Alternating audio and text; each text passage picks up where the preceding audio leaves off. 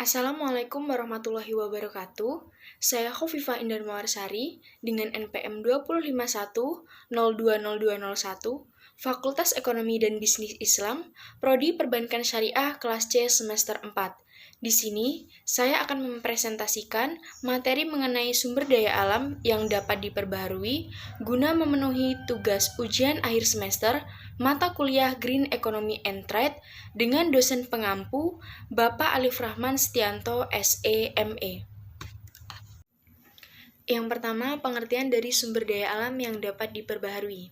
Sumber daya alam yang dapat diperbaharui merupakan jenis sumber daya yang tersedia di alam atau bisa diolah oleh manusia dan jumlahnya ini berlimpah, sehingga bisa dipakai sesering mungkin. Jenis sumber daya alam ini selalu ada, sehingga bisa dikatakan tidak akan pernah habis jika tidak dieksploitasi. Sumber daya alam yang dapat diperbaharui ini terdiri dari sumber daya alam hayati dan non-hayati. Contoh mudahnya adalah hewan dan tumbuhan sebagai sumber daya alam hayati. Lalu ada air, udara, dan sinar matahari sebagai sumber daya alam non-hayati. Sifat-sifat sumber daya alam yang dapat diperbaharui. Yang pertama itu kekal dan selalu tersedia di alam. Yang kedua, dapat digunakan secara terus-menerus dan jumlahnya ini banyak, sehingga bisa digunakan dalam jangka waktu panjang, bahkan dikatakan tidak akan pernah habis. Yang ketiga, waktu pembaruannya itu relatif singkat. Yang keempat, dapat dikelola pembaruannya oleh manusia. Dan yang terakhir, bisa didapatkan dengan harga yang murah, bahkan gratis, seperti udara, air, sungai, air laut, dan lain sebagainya. Adapun jenis sumber daya alam, yang pertama berdasarkan sifatnya, yaitu sumber daya alam yang dapat diperbaharui, sumber daya alam yang tidak dapat diperbaharui, dan sumber daya alam yang tidak akan pernah habis. Yang kedua, berdasarkan potensi penggunaannya, yaitu sumber daya alam materi.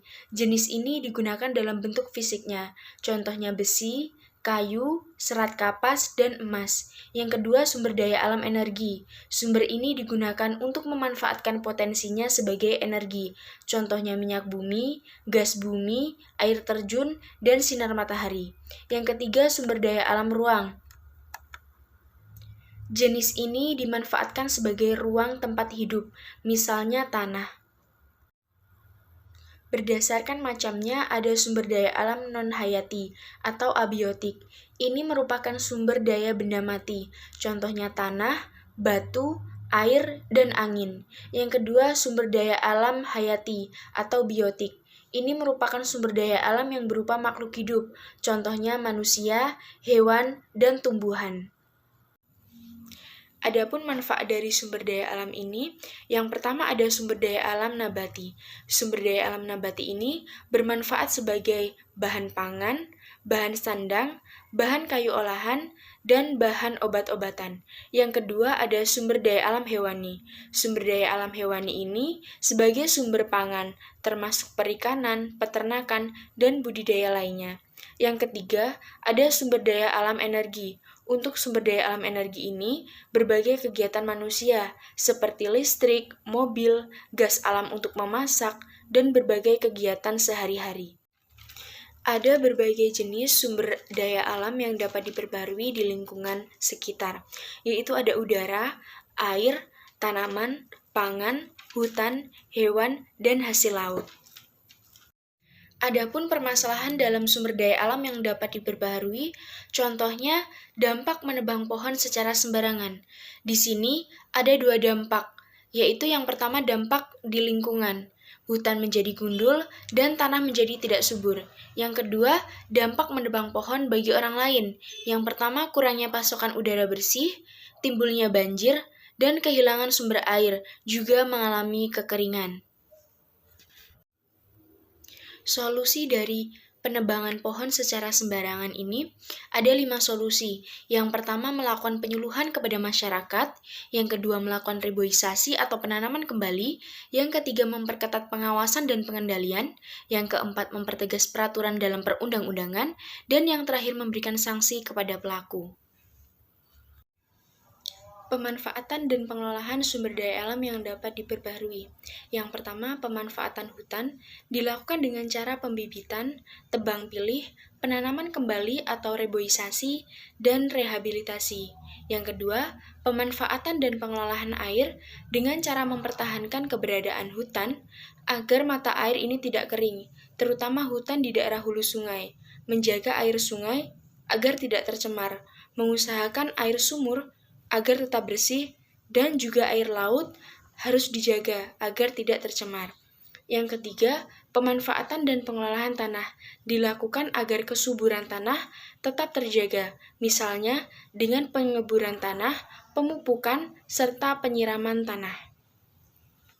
Selanjutnya, pemanfaatan dan pengelolaan angin. Energi angin secara historis telah digunakan langsung untuk menggerakkan kapal layar atau dikonversi menjadi energi mekanik untuk memompa air atau menggiling gandum. Tetapi, fungsi utamanya adalah untuk pembangkit listrik. Yang terakhir ada pemanfaatan dan pengelolaan matahari. Memproduksi listrik dengan pemanfaatan energi matahari dan PV, fotovoltaik, sel, disebut teknologi solar. Selanjutnya, sumber daya alam yang berkaitan dengan perbankan. Di sini ada konservasi sumber daya alam sebagai investasi. Upaya konservasi sumber daya alam selama ini nampaknya telah tenggelam di tengah gemuruh upaya eksploitasi besar-besaran yang tidak terkendali demi kepentingan sesaat. Kita bisa lihat bahwa ultisasi dari sumber daya alam yang kita miliki tidak sepenuhnya bisa dinikmati oleh rakyat dalam bentuk kemakmuran, sebagaimana yang diamanahkan oleh konstitusi kita. Sumber daya alam kita banyak dieksploitasi untuk kemudian diekspor ke negara lain dengan harga yang sangat murah, karena kita tidak pernah menghitung biaya kerusakan alam dan akibatnya. Hasil dari pendapatan penjualan kekayaan alam tidak diinvestasikan untuk memperkuat akumulasi modal fisik dan modal manusia di Indonesia. Bisa dilihat bahwa Human Development Index masih rendah dibandingkan negara yang tidak memiliki kekayaan alam seperti yang dimiliki di Indonesia, khususnya di kawasan Asia Tenggara. Untuk itu, kita harus mulai berpikir bagaimana memanfaatkan sumber daya alam yang kita miliki dengan cara yang bijaksana dan berkesinambungan untuk melakukan upaya konservasi yang sungguh-sungguh sebagai bentuk investasi jangka panjang. Demikianlah materi mengenai sumber daya alam yang dapat diperbaharui. Semoga bermanfaat dan menambah wawasan dan ilmu pengetahuan kita. Kurang lebihnya saya mohon maaf. Saya akhiri. Wallahul muwaffiq ila aqwamit thoriq. Assalamualaikum warahmatullahi wabarakatuh.